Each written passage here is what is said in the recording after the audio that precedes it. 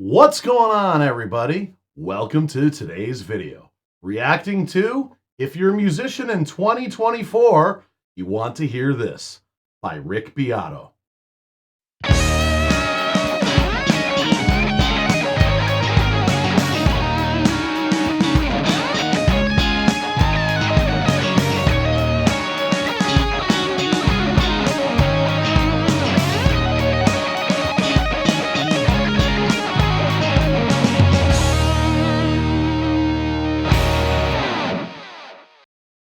So what's going on, everybody? Today we're going to be reacting to If You're a Musician in 2024, You Want to Hear This by Rick Beato. So again, everybody, please go to Rick Beato's channel and subscribe. Also, I got the link for the original video in the description of my video. Please go and give the original video a like and leave a comment on this video, my video, on what you'd like to watch me react to next.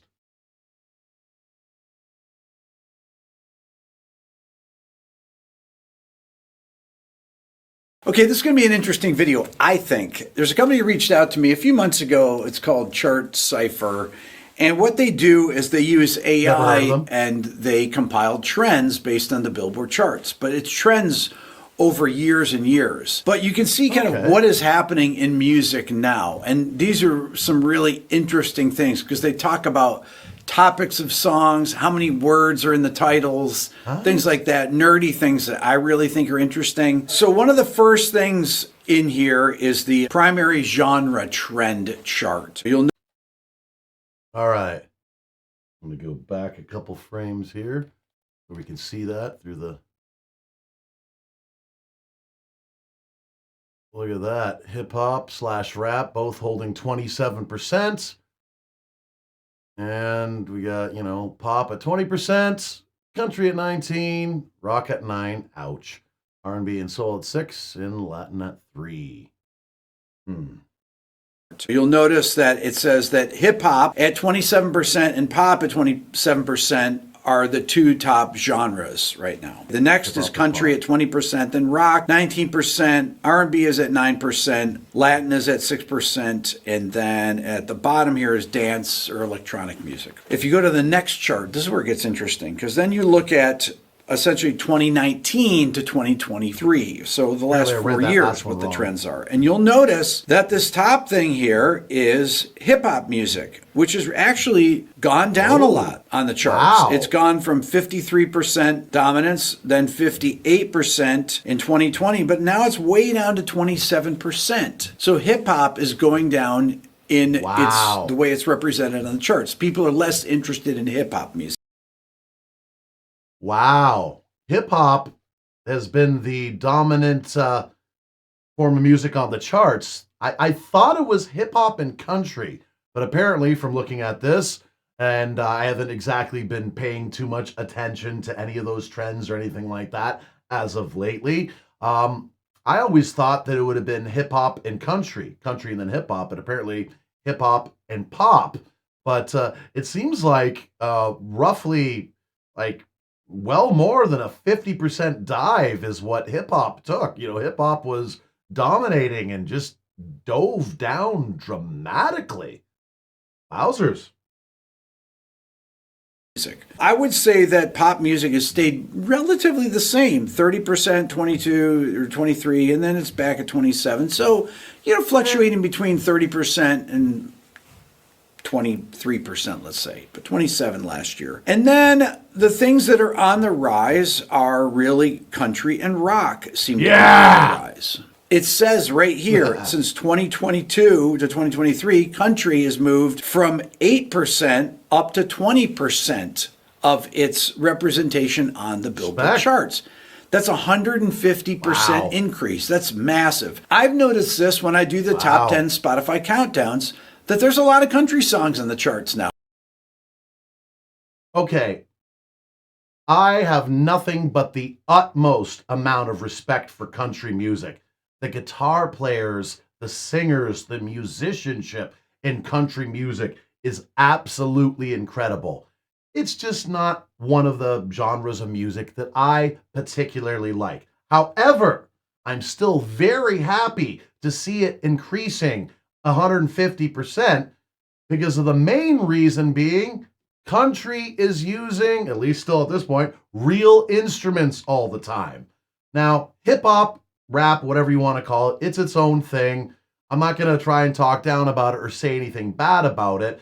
But of course, my preference has always been for real instruments. And hip hop, every now and again, I'll have a little sampled guitar line or somebody that'll throw a guitar part over top of it. There's not a lot of real instruments in hip hop at all. So I'm very glad to see country music going up, even though it's not necessarily a form of music that I am a fan of. Nothing but respect, because like I say, country guitar players are incredible. Country singers, songwriters, the backup vocalists and the production they do, absolutely incredible. But I'm glad to see it on the uprise because of real instruments.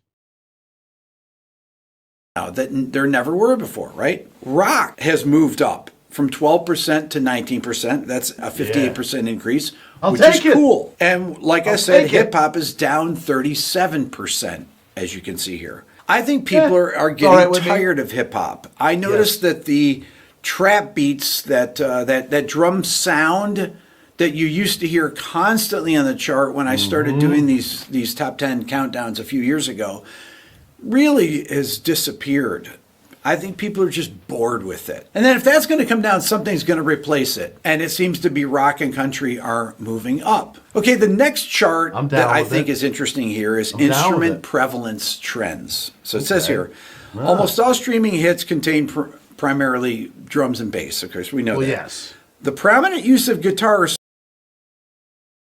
But when he said, all have drums and bass, what I'm wondering, especially with all the hip hop and pop, how much of that is real drums and real bass? Hip hop, pretty much none. Pop, there might be an odd little bit of real bass in there, but I don't think a lot of pop has any real drums, but they're still talking about something that sounds like a drum, something that sounds like bass, I'm guessing. But this should be interesting because, again, like I said, I'm interested in country music moving up the charts, even though I'm not particularly a fan of that genre and don't really listen to it at all, just because it has real instruments. And I want to see real instruments make a comeback in general to music. That's me. That's my preference. Because, hip hop, a lot of pop, and all this EDM and techno and genres and genres and genres of music that are coming out, that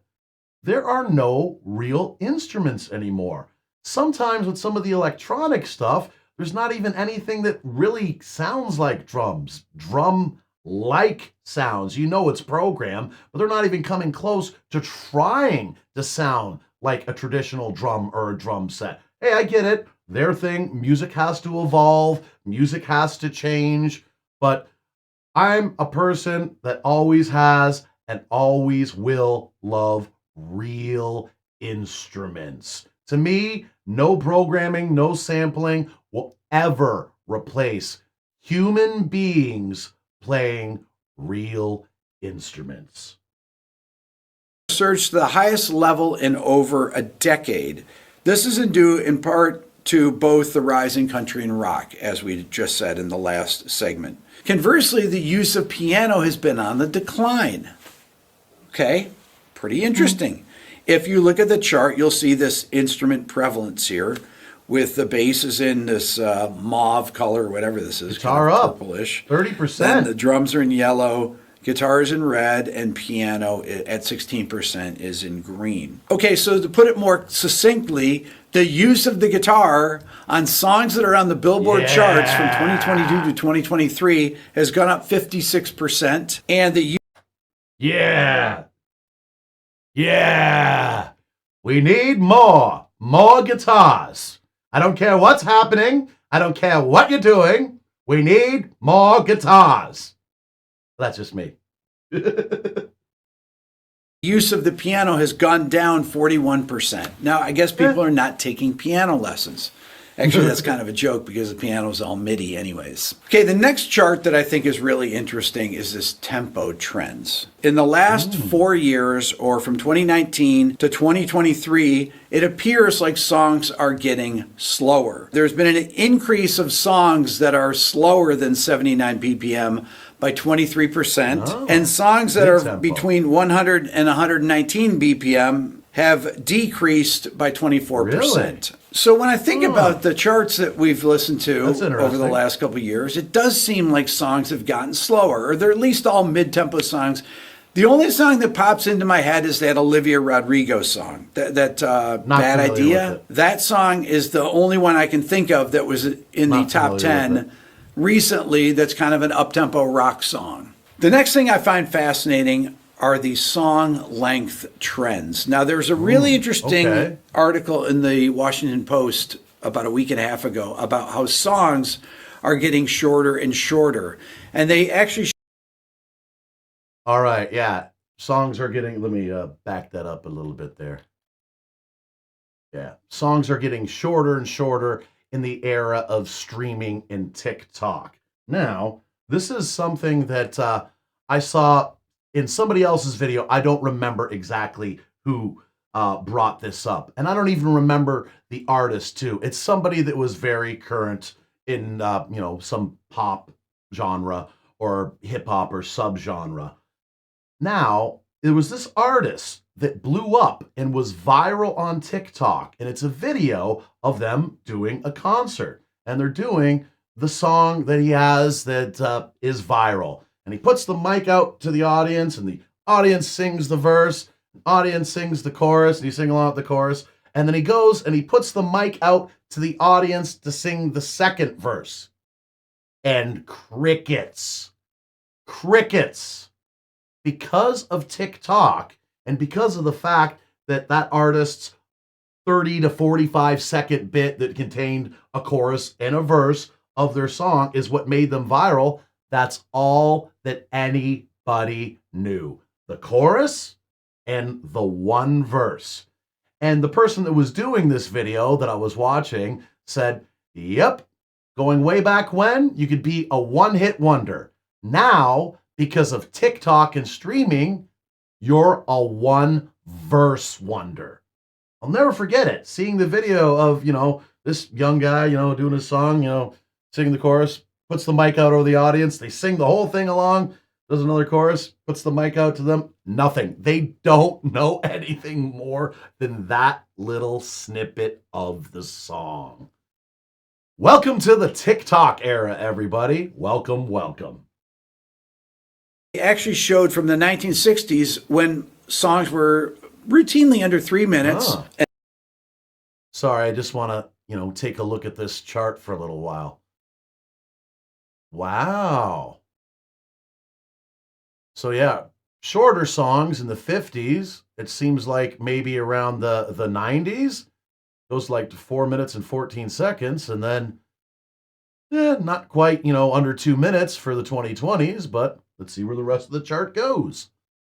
And then that peaked in the 1990s, the early 90s, really, at over 4 minutes. And now they're back under 3 minutes. Most of the songs on the pop charts are 2 minutes. It's really interesting because I was driving my daughter Layla to school.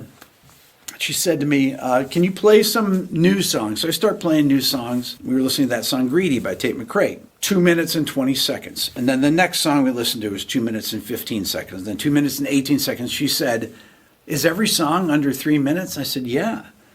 And so I said, all the Beatles' early songs are under 3 minutes too. So I start playing the Red album, the 62 to 66 album, and really all those songs are under 3 minutes. Love Me Do, 2 minutes and 20 seconds. Wow. Please Please Me, 201. From Me to You, 157. Under She 2 Loves minutes. You, 222. I Want to Hold Your Hand, 226. All My Lovin', 209. Can't Buy Me Love, 213. Ticket to Ride, 311. Oh, long Amazing, right? Even songs like Nowhere Man, 244. Michelle, 242. In My Life, 227. Girl, 231. Payback Writer, 219. These are short songs. I knew that, I never really put under the microscope like that. Like I knew back in the day, and they radio songs and hits, they always want them really short. But all that Beatles stuff, I never even noticed. There's even some tracks under 2 minutes, 1:57, and songs barely over 2 minutes. I thought they were closer to 3 minutes long, maybe. Assume, just never really put that part of things under the microscope. But yes, it's always been the age-old thing. You want a hit song? Keep it short. Don't go too long if you want a hit song. The difference between those short songs and the short songs today, though, I like that Greedy song, Tate McRae, but there's nothing to it. Not familiar with it. It's a verse and a chorus, and then a verse and a chorus, and then some type of bridge. It's not even a bridge. I don't even know what it is. It's like a breakdown verse, and one chorus, and then just does this kind of nothing out chorus. It doesn't even do a double chorus at the end. Whereas the Beatles had multiple bridges in these songs. They had intros, they had solos, they had everything. And they fit all this stuff in these amazing songs that you can listen to for the next 60 years or so. So after looking at the Beatles songs, I said, Layla, how long do you think Smells Like Teen Spirit is? She says, I have no idea. So we looked it up. It's 5 minutes and 1 second long. So then I started comparing other songs from that era. Jeremy, 5:18. Black Hole Sun, 5:18 also. Wow. Man in the Box, 4:45. Tonight Tonight by Smashing Pumpkins is 4:14. Plush by SDP. Wow.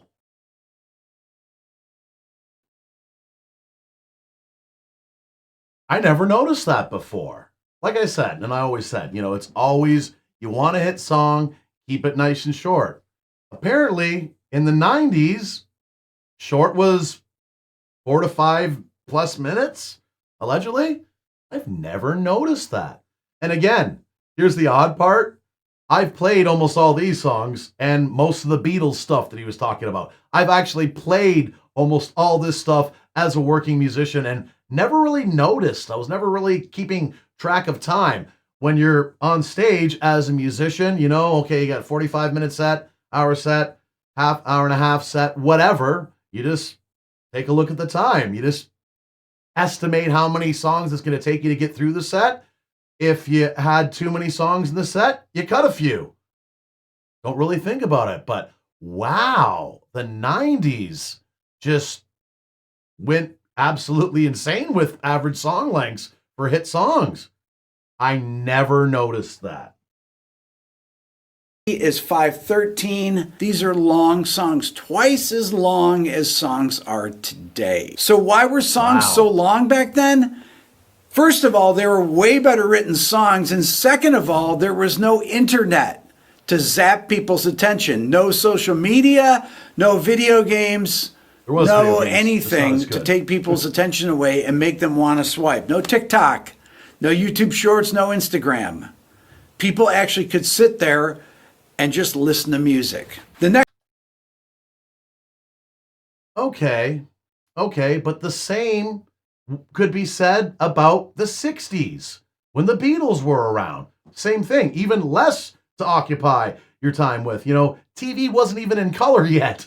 But that still doesn't make any sense if you ask me. I understand, there was no internet, there was no TikTok, but there wasn't in the 60s as well, too. And back in the 60s, songs were 2.5 minutes on average. What changed when it came to that? Next chart I find really interesting because I've noticed this when I look at the charts, that songs have less profanity in them. 61% of songs in the Billboard charts in 2023 have no profanity in them. 32% have some, and only 7% have frequent. So a really interesting trend is that songs that use no profanity are at the same level that they were in 2014. I don't know what that means. You guys can make your own conclusions to that. I'm not sure why that is, but it's probably related to some of the other things that I've cited today. I would love to know your thoughts on this. If you think this is an interesting topic to go into, because I love this kind of stuff. I'm always thinking about these things, like why is popular music changing? Is it changing for the better? Is it changing for the worse? I think in this last top 10 countdown that I did, that it's gotten a little bit better. People are using more real instruments, less Yes, profanity, I like that. much more diversity in tempos and grooves, things like that. Still not really any fast songs. Love to know your thoughts. Hit the subscribe button, give it a thumbs up, leave a comment. Thanks for watching.